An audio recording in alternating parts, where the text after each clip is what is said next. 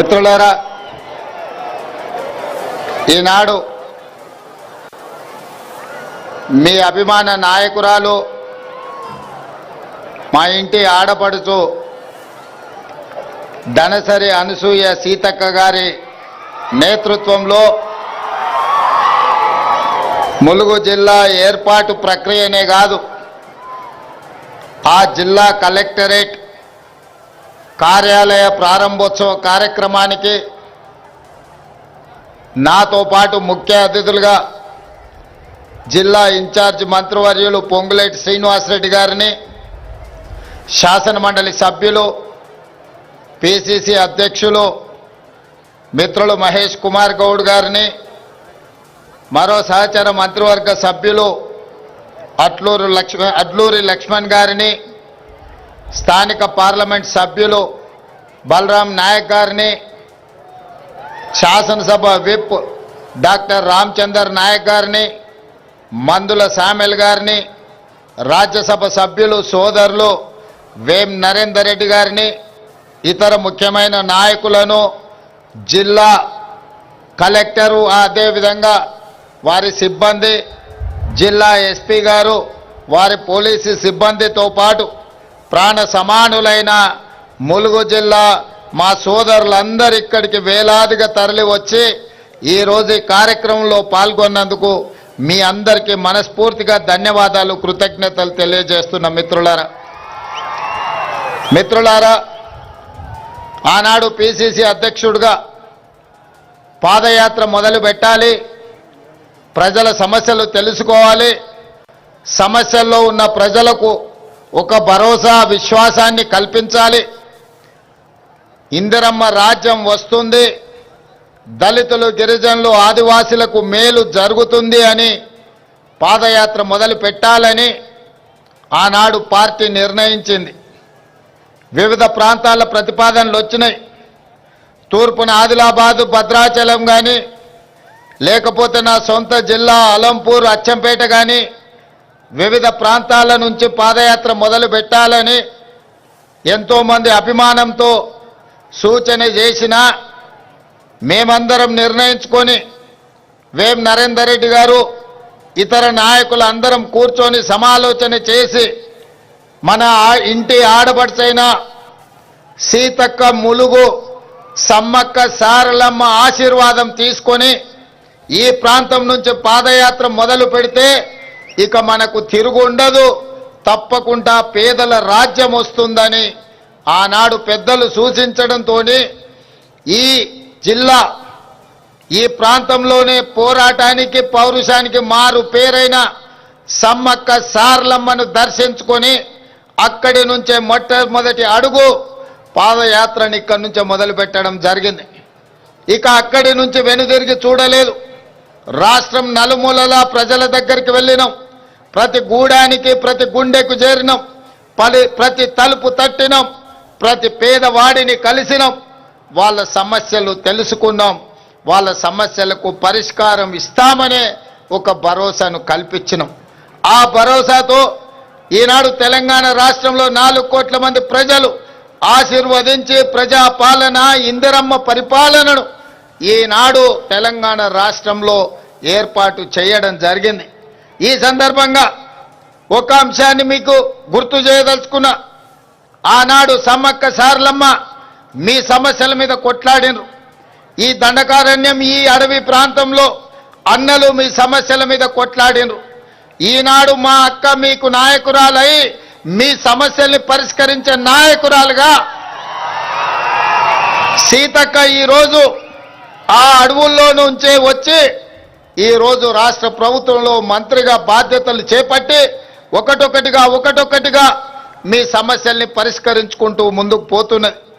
కోట్లాది మంది దక్షిణ కుంభమేళా స్థాయిలో సమ్మక్క సారలమ్మ జాతర నిర్వహించుకుంటుంటే ఒక అనాథ దేవాలయంగా, లేకపోతే అడవి దేవాలయంగా, ప్రకృతి వనాలతో ఉన్న దేవాలయ దేవతలని ఆనాటి ప్రభుత్వాలు తెలంగాణ రాష్ట్రంలో నిర్లక్ష్యం చేసినాయి. అందుకే ఆనాడు పాదయాత్ర సందర్భంగా ప్రభుత్వం వచ్చిన తర్వాత ప్రపంచాన్ని ఆకర్షించే విధంగా సమ్మక్క సారలమ్మ దేవాలయాన్ని, ప్రకృతి దేవాలయాన్ని, వన దేవతలను పూజించుకునే విధంగా ఏర్పాటు చేస్తామన్నాం. ఈనాడు నాకు సంపూర్ణమైన విశ్వాసం, నమ్మకం కలిగింది. ఈరోజు పర్యటన ద్వారా మా మిత్రుడు పొంగులేటి శ్రీనివాసరెడ్డి గారు, సీతక్క అహర్నిశలు కృషి చేసి మా అడ్లూరి లక్ష్మణ్ గారి సహకారంతో అద్భుతమైన దేవాలయాన్ని, ఒక రామప్ప దేవాలయం, ఒక 1000 స్తంభాల గుడితో పోటీ పడే విధంగా ఈనాడు సమ్మక్క సారలమ్మ దేవాలయాన్ని పూర్తి చేసుకున్నారు. మనస్ఫూర్తిగా వారికి నేను అభినందనలు తెలియజేస్తున్నా. మిత్రులారా, ఈరోజు ఈ ప్రభుత్వంలో మీరు చూడండి, రైతుల విషయంలో కావచ్చు, మాడపడుచుల విషయంలో కావచ్చు, నిరుద్యోగ విద్యార్థుల నిరుద్యోగ యువకులు విద్యార్థుల విషయంలో కావచ్చు, ఈ ప్రభుత్వం ఒక పక్కా ప్రణాళికతో ముందుకు వెళ్తుంది.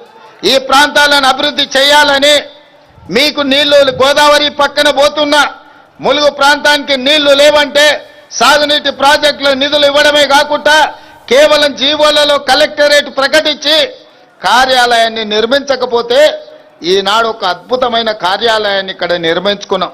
మా సీతకి ఇంతకుముందే నాకు విజ్ఞప్తి చేసింది, ఈ పక్కనే ఎస్పీ కార్యాలయాన్ని, అదేవిధంగా కోర్టు భవనాలను కూడా నిర్మించుకోవాలని. 100% ఈ కార్యక్రమాలన్నిటిని కూడా తొందరలోనే చేపడతామని చెప్పి ఈరోజు నేను మీకు చెప్పదలుచుకున్నా. అదేవిధంగా మిత్రులు శ్రీనివాసరెడ్డి గారు, మా సీతక్క ఏదో దేవాలయం మల్లూరు నరసింహస్వామి దేవాలయానికి కూడా మీరు నిధులు మంజూరు చేయాలన్నారు. తప్పకుండా మల్లూరు దేవాలయానికి తొందరలోనే నిధులు మంజూరు చేస్తా. అదేవిధంగా జంపన్న వాగు, సమ్మక్క సారలమ్మ జాతరకి ఎంత ప్రాధాన్యత ఉందో జంపన్న వాగుకు అంతకంటే ప్రాధాన్యత ఉన్నది. ఈనాడు జంపన్న వాగులో చెక్ డ్యాములు కానీ లేకపోతే ఇక్కడ ఘాట్లు కట్టడం ద్వారా స్నానాలకు భక్తులకు ఏర్పాటు చేయాల్సిన అవసరం ఉన్నది. అందుకే జంపన్న వాగు మీద సాగునీరు విధంగా, అదేవిధంగా ఇక్కడికి వచ్చే భక్తులకు సౌకర్యాల కోసం జంపన్న వాగును కూడా 100% అభివృద్ధి చేస్తామని చెప్పి ఈ సందర్భంగా మీకు అందరికీ తెలియజేస్తున్నా. ఇదే కాకుండా ఈ ప్రాంతానికి సాగునీరు ఎంతో అవసరం. ఈ ప్రాంతంలో ఉన్న ఆదివాసీ బిడ్డలు కష్టానికి మారు పేరు. మరి మీ కష్టాలను తీర్చాలంటే మీకు సాగునీరును అందించాలి. మీ సాగునీటికి సంబంధించిన ప్రాజెక్టులు తొందరలోనే శ్రీనివాసరెడ్డి గారికి నేను ఆదేశాలు ఇస్తున్నా. ప్రత్యేక సమీక్ష చేసి ఈ ప్రాంత అభివృద్ధి కోసం ఏమేమి నిధులు కావాలనో, సమ్మక్క సారలమ్మ దేవాలయ చుట్టుపక్కల పర్యాటక క్షేత్రంగా ఏ విధంగా అభివృద్ధి చేయాలనో, ఈ ములుగు జిల్లాలో సాగునీటి ప్రాజెక్టులకు ఏ విధంగా నిధులు మంజూరు చేయాలనో, అదేవిధంగా యంగ్ ఇండియా ఇంటిగ్రేటెడ్ రెసిడెన్షియల్ స్కూలే కాదు, అడ్వాన్స్ టెక్నాలజీ సెంటర్లే కాదు, భవిష్యత్తులో ఇంకా సాంకేతిక పరమైన విద్యను నేర్పడానికి ఈ ప్రాంత నిరుద్యోగ యువకుల కోసము ఏమి కావాలన్నా నిధులు మంజూరు చేద్దాం. ఈ ప్రాంతంలోనే గిరిజన యూనివర్సిటీ కూడా మీకు అందుబాటులోకి వచ్చింది. నా విజ్ఞప్తి ఒకటే, మా నిరుద్యోగ యువకులకు, మా విద్యార్థులకు నర్సరీ నుంచి 12th క్లాస్ వరకు ఎడ్యుకేషన్, 12th క్లాస్ తర్వాత స్కిల్స్, విద్యతో పాటు సాంకేతిక నైపుణ్యం ఉన్నప్పుడే ప్రపంచంతో పోటీపడి మీరు రాణించగలుగుతారు. కేవలం విద్య ఒక్కటే ఉద్యోగ ఉపాధిలను అందించదు. అందుకే ఈనాడు చదువుకుంటున్న విద్యార్థులకు నా విజ్ఞప్తి, నా సూచన ఒక్కటే, మీ సోదరుడిగా, మీ రేవంత్ అన్నగా నర్సరీ నుంచి 12th క్లాస్ వరకు బెస్ట్ క్వాలిటీ ఎడ్యుకేషన్ నేర్చుకోండి, లాంగ్వేజెస్ నేర్చుకోండి, ఇంగ్లీష్ నేర్చుకోండి, జర్మనీ లాంగ్వేజ్ నేర్చుకోండి, జపనీస్ లాంగ్వేజ్ నేర్చుకోండి. 12th తర్వాత సాంకేతిక నైపుణ్యాన్ని అందించే అడ్వాన్స్డ్ టెక్నాలజీ సెంటర్లలో చేరండి, పాలిటెక్నిక్ కాలేజీల్లో చేరండి, స్కిల్స్ యూనివర్సిటీలో చేరండి. ప్రపంచమే మీకు ఎర్ర తివాచి వేసి స్వాగతం పలుకుతుంది. ప్రపంచ నలుమూలల మీకు ఉద్యోగ ఉపాధి అవకాశాలు వస్తాయి. అందుకే మీ ఫోకస్ మార్చండి. అమెరికాతో పాటు జర్మనీ, జపాన్, సౌత్ కొరియా లాంటి దేశాలలో ఈరోజు మనకు లక్షలాది ఉద్యోగ ఉపాధి అవకాశాలు ఉన్నాయి. దానికోసం సంసిద్ధులు కండి. మీకు జర్మనీ, జపానీస్, కొరియన్ లాంగ్వేజ్ నేర్పించడానికి మన ప్రభుత్వం సంపూర్ణంగా ప్రయత్నం చేస్తుంది. అదేవిధంగా మా అక్కలు, మా ఆడబిడ్డలు ఎక్కడ చూసినా దసరా పండుగ నాడు పాలపిట్టలాగా కనిపిస్తురుగో బ్లూ కలర్ చీరలు కట్టుకొని. అవునా అక్క? ఎనడన్నా వీడికొచ్చిన వేల మంది మా ఆడబిడ్డలను అడుగుతున్నా, ఇన్నేళ్ళు వాళ్ళు బతుకమ్మ చీరలు ఇచ్చారు, ఎనడన్నా బతుకమ్మ చీర కట్టుకొని పండుగ పూట అమ్మగారింటికి పోయినరా అక్క? బతుకమ్మ చీర ఇస్తే ఆడగట్టిరు, చేన్ల కాడ పందులను బెదిరియనికే కట్టిరు, పిట్టలు గింజలు తినకుంటుండనికే కట్టిండ్రు. ఎన్నడన్నా మనం కట్టుకున్నామా? బతుకమ్మ చీరలలో కూడా కమిషన్లు మెక్కి వాళ్ళ బతుకు చేయడ, మీ చీరలలో కూడా కమిషన్లు మెక్కిరు. అందుకే దుమ్ము కొట్టుకుపోయి ఫామ్ హౌస్లో పడ్డారు. అందుకే ఇవాళ మా ఆడబిడ్డలకు, మా పుట్టింటి ఆడబిడ్డలకు పండుగ నాడు పెట్టే చీర సారె అని చెప్పి సమ్మక్క సారలమ్మ బిడ్డలకు సారె పేరు మీద చీర పెడితే వేలాది మంది ఇవాళ మా ఆడబిడ్డలు నన్ను ఆశీర్వదించడానికి, మా తమ్ముడు వచ్చిండు, మా అన్న వచ్చిండు, మా రేవంత్ అన్న వచ్చిండు అని చెప్పి వేలాది మంది మీరు ఆశీర్వదించడానికి ఇక్కడికి వచ్చారు. ఈ చీర డిజైన్లో కానీ ఈ చీరల సెలెక్షన్లో కానీ సంపూర్ణంగా సీతక్క భాగస్వామ్యం తీసుకొని ఈ యొక్క అద్భుతమైన చీరల్ని మీకోసం తయారు చేయించారు. ఈ సంవత్సరం, పోయిన సంవత్సరం పాలపిట్ట రంగు చీరలు ఇచ్చినాం. ఈసారి చిలకపచ్చ చీరల్ని ఈసారి డిసెంబర్లో మా అక్కలకు పంపించబోతున్న సారే కింద. మళ్ళసారి నేను వచ్చినప్పుడు మీరు ఆ చీర కట్టుకొని నాకు వస్తే కడుపు నిండా సంతోషం అవుతుంది. మా ఆడబిడ్డలందరూ కూడా నన్ను ఆశీర్వదించడానికి వచ్చిండ్రు. మీరండగా నిలబడండి, మీ సమస్యలన్నిటిని పరిష్కరిస్తా. ఒక పక్కన రక్తం పంచుకొని పుట్టకపోయినా మా సీతక్కను ఇంటి ఆడబిడ్డ కింద నేను చూస్తున్నా. ఇంకో పక్కన ఇంకొకడు ఉన్నాడు, రక్తం పంచుకొని తొడబుట్టిన ఆడబిడ్డను కూడా ఆస్తిలో భాగం ఇవ్వాల్సి వస్తుందని ఇంట్లోకెళ్ళి బయటికి మెడలు పట్టి దొబ్బిండు. ఇంత దుర్మార్గం ఉన్నది. సొంత చెల్లెలకే న్యాయం చేయలేనోడు తెలంగాణ రాష్ట్రంలో 2 కోట్ల మంది ఆడబిడ్డలకు న్యాయం చేస్తాడా? కన్న కొడుకు దుర్మార్గంగా వ్యవహరిస్తుంటే దౌడ మీదంగా పెట్టి కొట్టాల్సిన తండ్రి ఫామ్ హౌస్లో బోర్లో వండుకున్నాడు. కొడుకు తప్పుడోడైతే సరిదిద్దాల్సింది తండ్రి కాదా? ఇవాళ సొంత బిడ్డని ఇంట్లోకెళ్ళి బయటకు వెళ్ళగొడుతుంటే కొడుకు, తండ్రి మౌనంగా ఉన్నాడంటే ఆ నేరంలో తండ్రికి కూడా సగం భాగం ఉన్నట్టే. అట్లాంటి తండ్రి కొడుకులు మన రాష్ట్రానికి దాపురించిండ్రు. వీళ్ళే ఈ తెలంగాణ రాష్ట్రానికి శనీశ్వరులు, తెలంగాణ రాష్ట్రాన్ని పట్టి పీడిస్తారు. అతనికంటే గనుడు ఆచంట మల్లన్న అన్నారు. తండ్రి కొడుకులు ఇంట్లో ఉంటే ఆ మేనల్లుడేమో రాష్ట్రంలో కరువు రావాలి, వర్షాలు కురవద్దు, ప్రజలు రావాలి అని తమిళనాడు, కర్ణాటక రాష్ట్రాలలో పోయి అఘోర పూజలు, క్షుద్ర పూజలు, చేతబడి పూజలు చేస్తున్నాడు.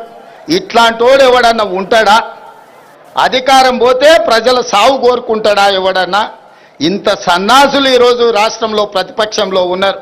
కాబట్టి వాళ్ళు ఎన్ని పూజలు చేసినా, ఎన్ని క్షుద్ర పూజలు చేసినా, అఘోరారావు గారు అఘోర పూజలు చేసినా దేవుడు మన వైపు ఉన్నాడు.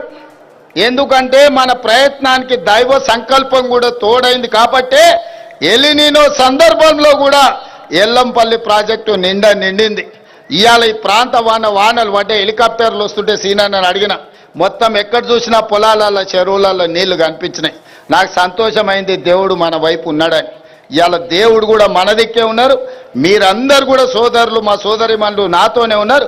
మంచి పరిపాలనను అందించుకుందాం, పాడి పంటలు పండించుకుందాం, తెలంగాణ రాష్ట్రాన్ని సుభిక్షంగా పరిపాలన చేసుకుందాం. మన రాష్ట్రాన్ని మనమే బాగు చేసుకొని మన రాష్ట్రాన్ని మనమే అభివృద్ధి పదం వైపు నడిపించుకుందామని తెలియజేస్తూ మీ అందరి దగ్గర సెలవు తీసుకుంటున్నా. పరకాలలో కూడా మీటింగ్ ఉన్నది, అక్కడ మిగతా విషయాలంతా మళ్ళీ మాట్లాడతాం. మా యువకులందరినీ కూడా అక్కడికి రమ్మని చెప్తూ మీ అందరి దగ్గర సెలవు తీసుకుంటున్నా.